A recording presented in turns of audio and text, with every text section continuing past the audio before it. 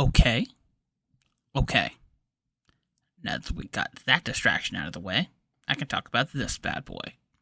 Now, you are probably wondering, what is this solitaire-looking ass video game on my screen right now? And if you've been living under a rock, I understand. This is Balatro, a spin on the deck-building roguelike genre. Hey, before you start clicking off this video, I was just gonna let you know, I was gonna talk about this last week, but, well, you know. So now I'm doing this promptly because I haven't talked about a deck builder before, and that's for the simple reason of I'm not very smart. When it comes to roguelikes, I prefer them of the action/platforming variety. You know, your Hadeses, your Dead Cells, and those are the standouts for that style of roguelike that I prefer, actually. I like fighting dudes, is what I'm saying, which is what makes Balatro stand out for me. I bought it a little over a month ago, and while I haven't played it as much as some people I know, I only got 25 to 30 hours clocked in. I gotta pump those numbers up. Those are rookie numbers in this racket. It was one of the few releases that came out this year that actually held my attention. So much so that I think it might actually be one of my favorite games of 2024. I know! I can't believe it too! Balatro, as you can see, is a deck-building roguelike based on poker. It was made by the sole Canadian game developer LocalThunk, was $17 Canadian when I first bought it, and it's essentially the go-to game on my Steam Deck. There's no story to speak of, but if I had to make one up, you're a gambler who's trapped in a purgatory-style dimension by a sentient Joker card, and completing the various difficulty stakes will get you your soul back. I know that isn't the story, but I'm sticking with it for now. Jokes aside, Balatro has been one of the hardest things to write about because it's less of an experience and more of a... I want to say vibe? Yeah, vibe is the best way I can describe it. So I'm going to try and do a more experimental thing of explaining less what the game I'm talking about is like and more about the feeling of the experience. But there is still going to be some talking about what the game is like for good measure. There are 8 antes in Balatro consisting of 3 blinds. It throws you into increasingly difficult blinds with ever-increasing chip totals, and then throws you against a boss blind, which usually has some kind of effect that makes it more difficult to score. These can range from small stuff, like entire suits being rendered off limits, and the chip total being astronomically larger than normal, to the more abstract or challenging, like not being able to use repeats of the same hand type to score, discarding 2 cards for every hand played, or only being allowed to score with 1 hand. So far, so standard, you might think. These antes are the house's way of cheating because the house always wins, as the saying goes. These are counterbalanced by the various tools at your disposal, namely the jokers. Normally you'd look at a joker and think, this thing is worthless, let me put this aside while we play the actual game. But what if I told you that these jokers were increasingly the only way that you could fulfill these point totals? What if I told you that you could fight fire with cheating fire? What if I told you that it was okay to level the playing field? These are your ace in the hole, pun fully intended there, for making it through each of these antes, like this legendary joker that disables all boss blinds. You can also use tarot cards for special deck reshaping effects and converting suits, spectral cards that serve the same function as tarot cards but are to an extent so much greater that it warrants a downside being applied to them, and rounding out the consumable cards are the planet cards that you can destroy in exchange for leveling up any of the hand types needed for scoring points. And that's all without mentioning the different colored seals, different card material types like steel, glass, gold, and stone, the lucky variants of every card, and the smudged variants of cards that let them be part of any suit. Like I mentioned earlier, all these exist to enable one thing. This game wants you to cheat.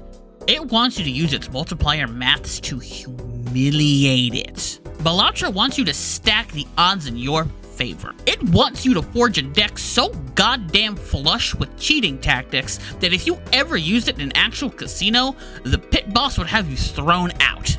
And in the case of an underground game, fitted for a pair of cement shoes. Further leaning into the Balatro school of cheating one's ass off for fun and profit are the various decks that you can use. There are 15 in total, all with their own unique properties. These can be simple, like starting with extra hands, extra discards, or joker slots, to starting with extra vouchers that can paint the way you do a run, starting with an additional $10, my preferred start, to some of the more out there stuff, like a deck with no face cards in it, another that balances your chip total with your multiplier 1-to-1 for some weird shenanigans, and the weirdest of them all, a deck where all the ranks and suits of all cards are completely randomized. You know, that extra shot of chaos in your life. And that's before I mention the different difficulty stakes, and oh my god, my brain is melting. And after hearing all that, you, dear viewer, are wondering, hey Mo, what the heck? I thought you said Balatro was a vibe. This feels like a whole-ass video game. Well, yeah, random viewer who I appreciate getting to this point, which, by the way, please like and subscribe. I'd really appreciate it if you did that. What was I saying again? Oh yeah, Balatro is a whole-ass vibe, and I can tell you why. Imagine, if you will, you walk up to a table or desk or any place with a chair. Any place you can sit, really. You sit down, and from there you just play cards. You match suits and numbers and get into a flow state, and suddenly you look at the clock after blinking and you're a half hour in and either $20,000 closer to the overall chip total or not. I say this example because this is a paraphrasing of my first time loading into Balatro, playing for 30 minutes, and realizing that the game was going to eat my life if I let it. And so far, thankfully, it hasn't. Yet. I can feel it. Calling, watching, waiting to sink its hooks further into me, so that I can never do anything else and devote all of my time to it like I'm some kind of weird slave to Balatro. I see you, you fucking clown! You're not getting me back in there! What the fuck is wrong with me, man? That erratic outburst aside, Balatro, for the most part, is a chill experience, which is usually super different from the way that I like to play video games. Because I tend to conflate chill with boring. If I don't find or have 100 different things flying at me from every direction for 30 seconds straight, or juggling 17 different system mechanics at all times, I lose interest. This makes me sound like a weirdo freak and that supposed normal people get overwhelmed by that, but no, it's them who are wrong. I'm getting off topic. The neat thing about all those systems and mechanics is that they all reveal themselves in time if you want them to. Or, if you're impatient, don't care about achievements, or trying to explain things for a video like I am, Balatro just gives you the option to unlock everything in the collection so you can play with all the cards at your leisure. I prefer to keep unlocking things the old-fashioned way because of that chill vibe of learning to discover and stuff. And this chill vibe is great because the times when I'm either hanging out with my brothers, need to kill time with the podcast, long-ass YouTube essay, or stream on the second monitor, or even just need to do something with my hands in a low-stress manner, I find myself loading up Balatro. And while I haven't gotten fully into the more buck-wild shit that this game throws at me, I will admit that it's probably the most chill game that I've played in 2024. And for a game that's all about cheating the house to get the biggest payout ever, I think that juxtaposition is really funny.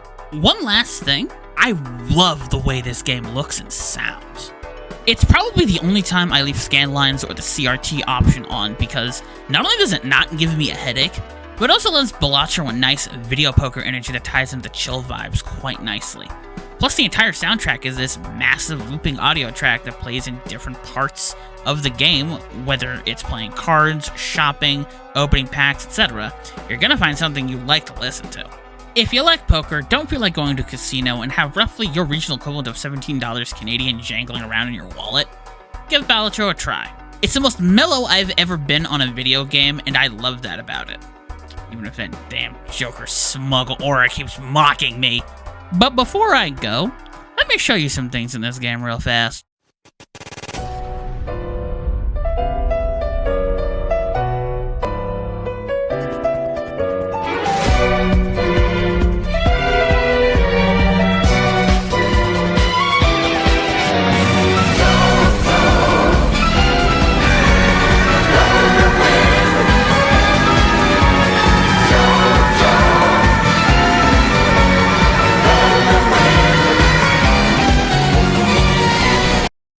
Okay, thanks for watching the video. Bye.